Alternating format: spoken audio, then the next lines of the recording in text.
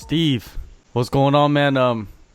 You got this title fight coming up. You called it. You told me last time you're gonna get the win and you're gonna get your shot, and it's happening. So, how do you feel? Leading up to this fight. No, I feel really good. I'm happy that I got the fight. Yeah, I think sometimes you just gotta say it and make it happen yourself, and yeah, so looking forward to it. Mentally, the approach that you take with MMA. Can you break that down for me a little bit and explain like your strategy and like how you get yourself into that mind state of going in there and pretty much beating somebody up for 25 minutes? I don't know. It's pretty easy to get into that state, to be honest. Like, you get so nervous anyway. There's once it gets close, your mind switches, and yeah, it's like you're not you anymore. People start making jokes around you, and all of a sudden, you go almost a bit dark. It's like you're a different person almost sometimes. And it's cool hearing the people around you talk about when they see the switch and all that sort of thing. But no, I don't do anything specific. I just go in and when it's time, and I automatically just switch over to that state. When do you feel that you switch off? Like after the fight, how long does it take for you to kind of get yourself calm? Usually, as soon as it's over, like I switch out. I get to relax a little bit. As soon as the fight's done, I don't have to think about being like that anymore. I can just relax. Yeah. All right, let's talk about the last performance you had in September. Paul Loga, Eternal 47, lead hook knockout. Something that's very rare in MMA is just any lead hook or knockout, and you did it. Did you feel like when you connected that he was gone? It was a real weird feeling because I didn't throw it to hurt him. I just threw it because I thought I'd land, and so I was super relaxed. I threw it just to start finding my timing, and it just hit the right spot. And so I was almost in shock when he fell down, like, oh, I can't believe this is sort of happening type thing. It's not like I'm known for my power or. Yeah, so I was more in shock than anything else and jumped on him. Hope the ref stopped it pretty quick. And it was a cool feeling. Before that knockout came, was the fight playing out like you had planned? Not really. I sort of came out and it took me by surprise how quick he was. I sort of watched the fight back, and I think it wasn't so much that he was super quick. It was that every time I stepped in, he fired off immediately, and that most people sort of defend first and then throw. And so if I jump in, I get the chance to jump out after my combo, and then they're missing their shots. Whereas he, as soon as I was in, he threw his punches back, and that's what was catching me. But at the time, it just felt like, he was super quick, and that sort of put me off. So I knew that I couldn't engage the same way I'm used to engaging. I had to sort of bait him into throwing, jump out, come back in, that sort of thing. Make him almost go first so I could counter him rather than forcing my shots first. Yeah. Yeah, I spoke to Paul, because he's fighting on the I'm looking forward to that. Another big fight. Yeah, it's a big fight, right? It's a former training partner of yours and a former opponent, so you guys are very well connected to each other, everybody in that flyweight division. He said that you're very technical. That's what he described you as. And do you feel like you are a technician? Yeah, I definitely think I'm more technical than I am athletic or explosive. I think that's just because of my coach, David Wilkes. He's always on me about making sure everything's perfect. And when it's not, he'll hit me with the pad or whatever he does to make sure my hand's in the right spot. So I'm always striving for perfection in my technique, whatever it is, wrestling, jiu-jitsu, striking. Yeah. After that fight with Paul Loga, did they tell you immediately, like, hey, we're going to try to put that title fight together? Or did it take some time for them to kind of sort out the division? It sounded to me like that was the fight they wanted to make. And then it was just getting everything in the right place so it could happen. Like, I'm pretty sure Shannon moved gyms and I don't know what's going on. So it took longer than I thought it was going to take to get the fight. I thought it was going to happen end of last year, but no, it was pretty clear that that's what Eternal wanted pretty quickly. So you know that you're going to face Shannon Ross. You have a lot of time between fights. What do you focus on? What do you work on? What are your, what do you have you added anything to the arsenal? What are you doing? I'm always training, always adding things. Yeah, I don't think you can ever get, as soon as you get complacent and think you're good, I think that's when you start to find out that you're not good, because people are always watching you, always trying to figure out what your weaknesses are. So yeah, I'm always trying to find a way that I can do, even if I do the same thing, just a different way, so the next person doesn't have my timing, doesn't have what they expected from me. I'm always making sure I'm something different every fight. Since this is a title fight, is there a different approach to the camp that you're having, or are you just going it the way that you always have and not changing it? Because if it ain't broken, why fix it? Everything's the same, sort of. Like, I'm still doing all the same training, but it's the 25-minute fight. So now instead of doing 3 hard rounds of sparring, I'm doing 5 hard rounds of sparring. If I'm doing jiu-jitsu, I make sure I'm doing 5 hard rounds of Shark Tank of jiu-jitsu and 5 hard rounds of wrestling, Shark Tank, stuff like that. It just means all my conditioning goes up, all my training volume goes up. And yeah, it's surprisingly hard, 25 minutes. Has it been a struggle for you, extending your preparations to fight for 25 minutes? It's not a struggle. It's just, obviously the first few times you do it, you're not used to extending yourself like that for that long.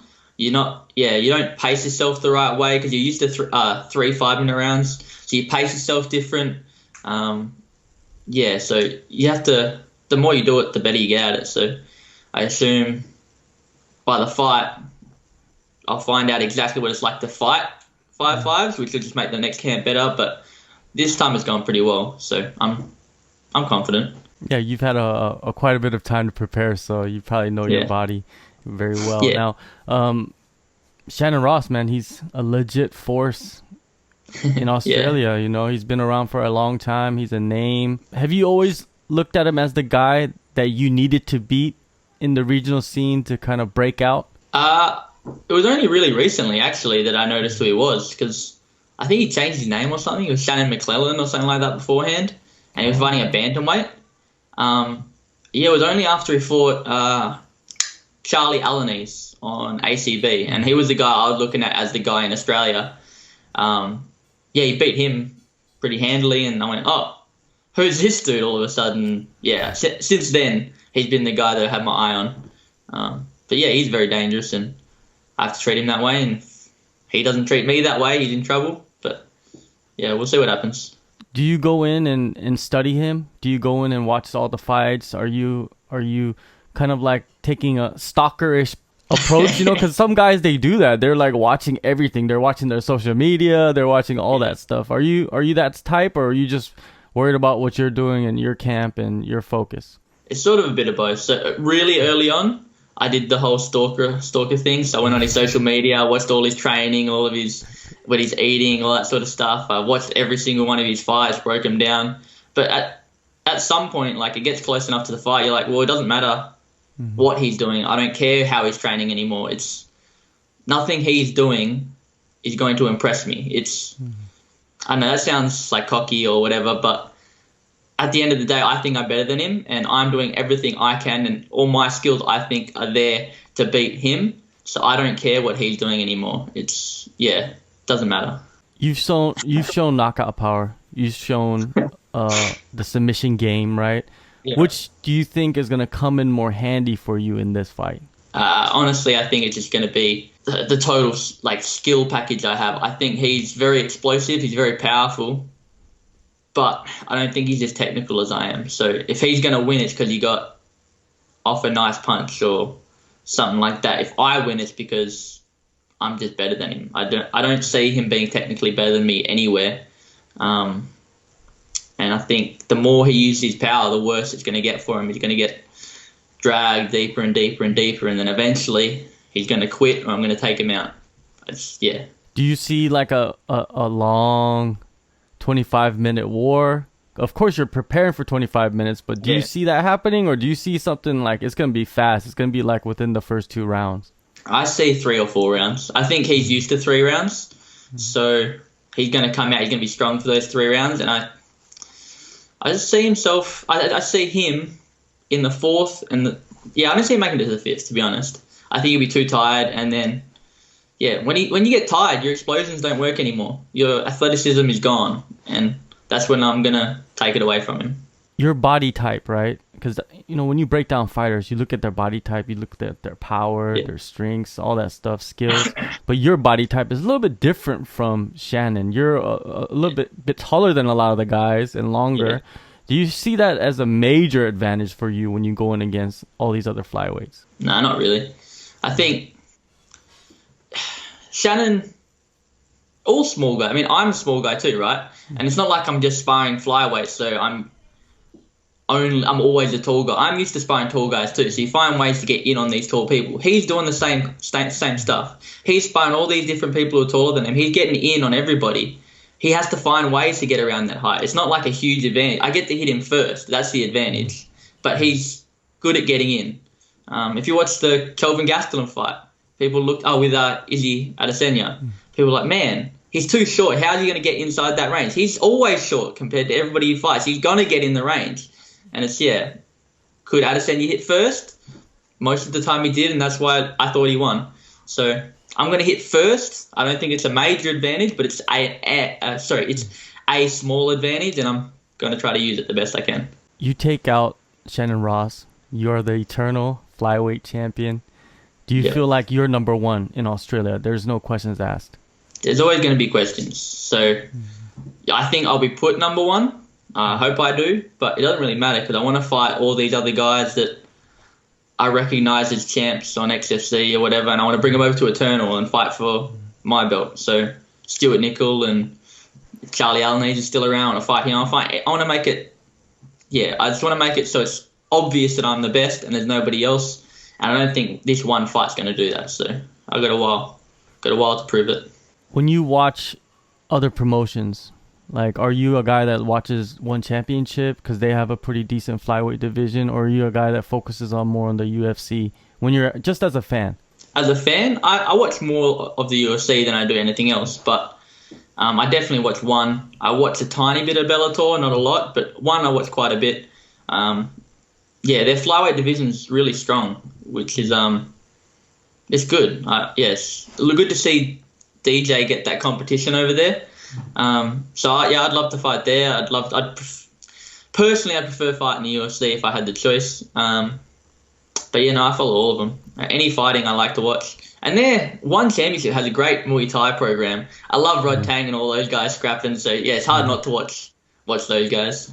So there's 2 big flyweight fights coming up, championship fights. There's the Joseph Benavidez versus Figueiredo fight. Who do you see coming out on top for that title? I think Benavidez is going to win, but he's getting a bit older. But he's crafty.